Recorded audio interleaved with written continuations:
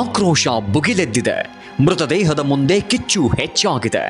ಸರ್ಕಾರಿ ಆಸ್ಪತ್ರೆಯಲ್ಲಿ ತುರ್ತು ಚಿಕಿತ್ಸೆಗೆ ವೈದ್ಯರು ಇಲ್ಲದ ಕಾರಣ ಜನ ಆಸ್ಪತ್ರೆ ಬಾಗಿಲಿಗೆ ಬೀಗ ಜಡಿದು ಆಕ್ರೋಶ ವ್ಯಕ್ತಪಡಿಸಿದ್ದಾರೆ.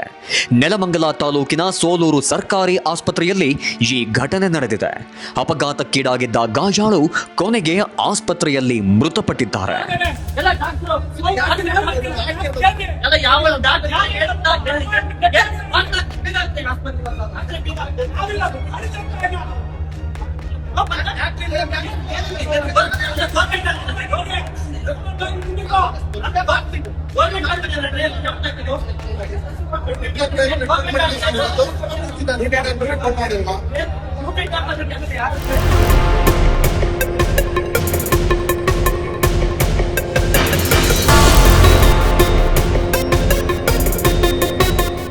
ಗುಲ್ಬರ್ಗಾ ತಾಲೂಕಿನ ಯಲಗುಂಡಿ ಗ್ರಾಮದ ಸಂಜೀವ್ ಕುಮಾರ್ ಕುಣಿಗಲ್ ಹೆದ್ದಾರಿಯ ಸೋಲೂರಿನ ಭಾರತ್ ಗ್ಯಾಸ್ ಪ್ಲಾಂಟ್ ಅಲ್ಲಿ ಚಾಲಕನಾಗಿದ್ದು ಊಟಕ್ಕಾಗಿ ರಸ್ತೆ ದಾಟುವಾಗ ಅಪರಿಚಿತ ವಾಹನ ಡಿಕ್ಕಿ ಹೊಡೆದಿದೆ. ನಿನ್ನೆ ರಾತ್ರಿ 8 ಗಂಟೆ ಸುಮಾರಿಗೆ ಕಲ್ಯಾಣಪುರ ಕ್ರಾಸ್ ಬಳಿ ಈ ಘಟನೆ ನಡೆದಿದೆ. ಸ್ಥಳೀಯರು ಹಾಗೂ ಪೊಲೀಸರು ಕೂಡಲೇ ಸೋಲೂರು ಸರ್ಕಾರಿ ಆಸ್ಪತ್ರೆಗೆ ರವಾನೆ ಮಾಡಿದ್ದಾರೆ. ಆದರೆ ಚಿಕಿತ್ಸೆ ಕೊಡೋದಿಕ್ಕೆ ವೈದ್ಯರೇ ಇಲ್ಲದನ್ನ ಕಂಡು ಜನ ಕುಪಿತಗೊಂಡಿದ್ದರು. ಬಳಿಕ ಗಾಯಾಳುವನ್ನ ನೆಲಮಂಗಲ ಸರ್ಕಾರಿ ಆಸ್ಪತ್ರೆಗೆ ಸಾಗಿಸುವಷ್ಟರಲ್ಲಿ ಮೃತಪಟ್ಟಿದ್ದು ಮತ್ತಿಷ್ಟು ಆಕ್ರೋಶಕ್ಕೆ ಕಾರಣವಾಗಿದೆ. ಸರ್, ಇದು ಘಟನೆ ನಿನ್ನೆ ಸಾಯಂಕಾಲ ಒಂದು ಸುಮಾರು 6 ಗಂಟೆ 6:30 ಸುಮಾರು ಆಗಿದೆ ಸರ್. ಇದು ಅವರು ಗ್ಯಾಸ್ ಫಿಲಪ್ ಮಾಡಿಕೊಂಡು ಸಿಲಿಂಡ್ರು ಗ್ಯಾಸ್ ಭಾರತ್ ಇದು ಗ್ಯಾಸ್ದವ್ರು ಕೆಲಸ ಮಾಡೋರು ಸರ್. ಲಾರಿ ಲೋಡ್ ಓಡಿಸ್ಕೊಂಡು ಅದು ಏನೋ ರೋಡ್ ಕ್ರಾಸ್ ಮಾಡಬೇಕಾಗಿ ಏನೋ ಅಂಗಡಿಗೆ ಹೋಗಿದ್ದಾರೋ ಏನು ತರಕ್ಕೆ ಹೋಗಿದ್ದಾರೋ ಅಥವಾ ಊಟ ಮಾಡೋಕ್ಕೆ ಹೋಗಿದ್ದಾರೋ ಗೊತ್ತಿಲ್ಲ. ಬರಬೇಕಾದ್ರೆ ಯಾವುದೋ ವೆಹಿಕಲ್ ಬಂದು ಗುದ್ದಿದೆ ಅಂತೆ. ಅಲ್ಲಿರೋ ಕಾರು ಏನು ನೋಡಿದ್ವಿ ಸರ್, ಮಾಧ್ಯಮದಲ್ಲಿ ನಿನ್ನೆ ಬಂತು. ಬಟ್ ಇವಾಗ ನಮಗೆ ಗೊತ್ತಾಗಿರೋದು ಸಾಯಂಕಾಲ 8 ಗಂಟೆ ಹಂಗೆ ಬಂದು ನೋಡಿದ್ರೆ ಇಲ್ಲಿ ನೆಲಮಂಗಲ ಹಾಸ್ಪಿಟ್ಲಲ್ಲಿ ತೊಗೊಂಬಂದು ಹಾಕಿದ್ದಾರೆ.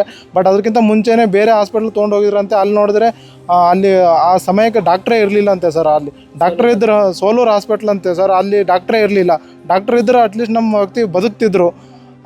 ಏನೋ ಒಂದು ಪ್ರಯತ್ನ ಮಾಡಿದರೆ ಬದುಕ್ತಿರೋನೋ ನಮ್ಮ ಆಸೆ. ಈಗ ನೋಡಿ, ಅವ್ರ ಮಕ್ಕಳು ಚಿಕ್ಕ ಮಕ್ಕಳಿದ್ದಾವ್ರೆ.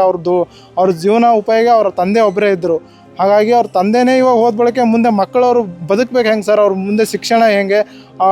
ಒಬ್ಬಳು ಹೆಣ್ಮಗಳು, ವಿಧವೆ ಹೆಣ್ಮಗಳು ಏನು ಮಾಡೋಕ್ಕಾಗುತ್ತೆ ಹೇಳಿ? ಮೊದಲೇ ನಮ್ಮ ಉತ್ತರ ಕರ್ನಾಟಕ ಜನ ಬಡವರು. ಅಲ್ಲಿ ಜೀವನ ಉಪಯೋಗ ಆಗದಂತೆ ಇಲ್ಲಿ ಬೆಂಗಳೂರಿಗೆ ಬಂದುಬಿಟ್ಟು ಕೆಲಸ ಮಾಡ್ತಾಯಿದ್ದೀವಿ. ಆ ಬೆಂಗಳೂರಲ್ಲೂ ಕೂಡ ಇವಾಗೂ ಇಲ್ಲಿ ವಿಧಿ ಈ ಥರ ಆಯಿತು. ಮುಂದೆ ನಾವು ಅನ್ನೋದೇನು ಅಂದರೆ, ಕೇಳ್ಕೊಳ್ಳೋದೇನಂದ್ರೆ ಸರ್ಕಾರಕ್ಕೆ, ಅಟ್ಲೀಸ್ಟ್ ಸರ್ಕಾರ ಸರಿಯಾದ ಸಮಯಕ್ಕೆ ಒಂದು ಸ್ಥಳೀಯಲ್ಲಿ ಒಂದು ಹಾಸ್ಪಿಟ್ಲಲ್ಲಿ ಡಾಕ್ಟ್ರನ್ನ ಇಟ್ಟರೆ ಮುಂದೆ ನಮ್ಮ ಥರ ನಮ್ಮನ್ನು ಲಾಸ್ ಮಾಡ್ಕೊಂಡಿದ್ದೀವಿ. ಮುಂದೆ ಬೇರೆದವ್ರಿಗೆ ಯಾರಿಗೂ ಆಗದೆ ಇರಲಿ ಅಂತ ಕೇಳ್ಕೊಳ್ತೀವಿ. ಆ ಬಡ ಕುಟುಂಬಕ್ಕೆ ಏನಾದರೂ ಸರ್ಕಾರ ಸಹಾಯ ಮಾಡಬೇಕು ಅಂತ ನನ್ನ ಬೇಡಿಕೆ ಮತ್ತು ಮನವಿ ಸರ್. ಬಟ್ ಹೈವೇಗೂ ಹತ್ತಿರ ಇದೆ ಸರ್. ಬಟ್ ಆದರೆ ನಮ್ಮ ವಿಧಿ ಆಟ ಏನೋ ಗೊತ್ತಿಲ್ಲ. ನಮ್ಮ ಕೆಟ್ಟ ಸಮಯ. ಅಲ್ಲಿರೋ ಸ್ಥಳೀಯರು, ನಾವು ನಿನ್ನೆ ಮಾಧ್ಯಮದಲ್ಲಿ ನೋಡಿದ್ವಿ ಸರ್, ಅಲ್ಲಿ ಸ್ಥಳೀಯರು ಎಷ್ಟು ಪೊಲೀಸರು ಮತ್ತು ಸ್ಥಳೀಯರು ಇಮಿಡಿಯೇಟ್ಲಿ ಹೋಗಿ ಹಾಸ್ಪಿಟ್ಲಿಗೆ ಕರ್ಕೊಂಡು ಹೋಗಿ ಅವರು ಪ್ರಯತ್ನ ಮಾಡಿದ್ರು. ಅಲ್ಲಿರೋ ಡಾಕ್ಟ್ರೇ ಯಾರೂ ಇಲ್ಲ ಸರ್, ಒಂದು ನರ್ಸು ಇಲ್ಲ, ಯಾರೂ ಇಲ್ಲ, ಅಲ್ಲಿ ಅಟೆಂಡರೇ ಯಾರೂ ಇಲ್ಲ. ಹಾಗಾಗಿ ಅಲ್ಲಿರೋ ಸ್ಥಳೀಯರೇ ಅವ್ರನ್ನ ಸ್ಟ್ರೈಕ್ ಮಾಡಿ ಹಾಸ್ಪಿಟ್ಲ್ ಬೀಗ ಹಾಕೋಕ್ಕೆ ಟ್ರೈ ಮಾಡಿದ್ರು. ಅಷ್ಟೊಂದು ಆಕ್ರೋಶವಾಗಿ ಒಂದು ಮನುಷ್ಯನ ಉಳಿಸ್ಕೊಳ್ಳೋಕೆ ಆಗಲಿಲ್ಲಲ್ಲ. ನಾವು ಒಂದು ಮಾನವೀಯತೆಯಿಂದ ಪ್ರಯತ್ನ ಮಾಡಿದ್ರು, ಆಗಲಿಲ್ಲ ಅಂತ ಸರ್ಕಾರ ಒಂದು ಸರಿಯಾದ ಡಾಕ್ಟ್ರ್ ಇದ್ದಿದ್ರೆ, ಅವಕಾಶ ಇದ್ದರೆ ನಮ್ಮ ವ್ಯಕ್ತಿ ಉಳಿತಿದ್ದ ಅಂತ ನಮ್ಮ ಅನಿಸುತ್ತೆ ಸರ್. ಬದುಕಿದ್ರೆ ಅವ್ರ ಕುಟುಂಬ ಚೆನ್ನಾಗಿರ್ತಿತ್ತು. ಸೊ ಹಾಗಾಗಿ ಸರ್ಕಾರ ಏನಾದರೂ ಆ ಬಡ ಕುಟುಂಬಕ್ಕೆ ಸಹಾಯ ಮಾಡಬೇಕು ಅಂತ ಆಗದೆ ಇರೋ ಥರ ಸರ್ಕಾರ ಮುಂದೆ ಬೇರೆದವ್ರಿಗೆ ಯಾರಿಗೂ ಆಗಬಾರ್ದು ಸರ್. ನಮ್ಮ ವೈರಿಗೂ ಕೂಡ ಆಗಬಾರ್ದು ಈ ಥರ ಯಾರಿಗೂ ಅಂತ ನಮ್ಮ ಅನಿಸಿಕೆ ಸರ್. ಇದು ಕೇಳ್ಕೊಳ್ಳೋದು. ಸರ್ಕಾರಿ ಆಸ್ಪತ್ರೆ ತೆರೆದಿದ್ದರೂ ವೈದ್ಯರಿಲ್ಲದಿರುವುದಕ್ಕೆ ಸಾರ್ವಜನಿಕ ವಲಯದಲ್ಲಿ ಚರ್ಚೆಗೆ ಗ್ರಾಸವಾಗಿದೆ. ವೈದ್ಯರು ಇದ್ದು ಸೂಕ್ತ ಚಿಕಿತ್ಸೆ ದೊರಕಿದ್ದರೆ ನಮ್ಮ ತಂದೆ ಉಳಿಯುತ್ತಿದ್ದರು. ಈ ಸಾವಿಗೆ ಒಂದು ರೀತಿ ಆಸ್ಪತ್ರೆ ನಿರ್ಲಕ್ಷ್ಯವೇ ಕಾರಣ ಅಂತ ಕುಟುಂಬಸ್ಥರು ಆರೋಪಿಸಿದ್ದಾರೆ. ಸರ್, ಹಂಗೆ ಈ ವಿಷಯ ಗೊತ್ತೇ ಸರ್. 6:30 ಗಂಟೆ ಗೊತ್ತಾಗಿತ್ತು, ನಿಮ್ಮ ಅಪ್ಪಗೆ ಹಿಂಗೆ ಆಕ್ಸಿಡೆಂಟ್ ಆಗೈತಿ ಅಂತ ಹೇಳಿದರು. ಹೇಳಿದ ತಕ್ಷಣ ನಾನು ಅಂದೆ, ಆಯ್ತು ಸರ್ ಬರ್ತಾಯಿದ್ದೀನಿ ಅಂತಂದ್ಬಿಟ್ಟೆ ಸರ್. ಬರೋ ಅಷ್ಟರಲ್ಲಿ ಏನೋ ಬೇರೆ ಹಾಸ್ಪಿಟಲ್ ಇದಾರಂತ ನಮ್ಮ ಅಪ್ಪಗೆ ಉಳಿಯೋ ಚಾನ್ಸಸ್ ಸರ್. ಅವರು ಆದರೆ ದವಾಖಾನಲ್ಲಿ ಯಾರೂ ಇರಲಿಲ್ಲಲ್ಲ ಸೋಲೂರು ಹಾಸ್ಪಿಟಲಲ್ಲಿ. ಅಲ್ಲಿ ಉಳಿಯೋ ಚಾನ್ಸ್ ಇತ್ತಂತೆ. ಆದರೆ ದವಾಖಾನಲ್ಲಿ ಯಾರು ಇರಲಿಲ್ಲ. ಯಾರು ಇದ್ದರೆ ಏನ್ರಿ ನಮ್ಮ ಅಪ್ಪ ಉಳಿತಿತ್ತು, ಒಂದು ಜೀವ ಉಳಿತೈತಲ್ಲ. ಈಗ ಜೀವ ಉಳಿದ್ರೆ ಏನೋ ಇದು ಆಗ್ತಿತ್ತು. ಈಗ ಸರ್ ನಮ್ಮ ಅಪ್ಪ ಹೋಗೈತಿ, ಇನ್ನೊಬ್ಬರು ಮುಂದೆ ಬರೋರಿಗೆ ಸ್ವಲ್ಪ ಹೆಲ್ಪ್ ಆಗಬೇಕಲ್ಲ. ಹಾಂ, ಈಗ ನಮ್ಮ ಆಯಿತು ಸರ. ಈಗ ಇನ್ನೊಬ್ಬರು ಬರೋದ್ರಿಗೆ ಅವ್ರಿಗೂ ಸ್ವಲ್ಪ ಚೆನ್ನಾಗಿ ನೋಡ್ಕೊಳ್ಳಿ ಅಷ್ಟೇ ಸರ್. ಇವಾಗ ಅವರು ರೋಡ್ ಕ್ರಾಸ್ ಮಾಡ್ತಾಯಿದ್ರು. ಅವ್ರೇನು ಹೋಟೆಲ್ಗೆ ಹೋಗಿದ್ರು, ಏನು ಊಟ ಮಾಡೋ ಬರ್ತಾಯಿಲ್ಲ, ಊಟ ಮಾಡೋ ಬರ್ತಾಯಿದ್ರು. ರೋಡ್ ಕ್ರಾಸ್ ಮಾಡ್ತಾಯಿದ್ರು. ರೋಡ್ ಕ್ರಾಸ್ ಮಾಡುವಾಗ ಕಾರ್ ಬಂದು ಡಿಕ್ಕಿ ಹೊಡಿತಾವ್ರಿಗೆ.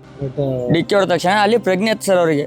ಹಾಸ್ಪಿಟಲ್ ಹೋಗೋವರೆಗೂ ಪ್ರಜ್ಞೆ ಇತ್ತು. ಹಾಸ್ಪಿಟಲ್ ಹೋದ ನಂತರ ಅಲ್ಲಿ ಯಾರು ಚಿಕಿತ್ಸೆ ಮಾಡಲಿಲ್ಲ, ಯಾರು ಕೇರ್ ಮಾಡಲಿಲ್ಲ, ಕೇರ್ಲೆಸ್ ಯಾರು ತೋಲಿಲ್ಲ. ಹಿಂಗೆ ನಮ್ಮ ಅಪ್ಪ ಸಾವನ್ನು ಮೃತಪಟ್ಟೆ ಸರ್.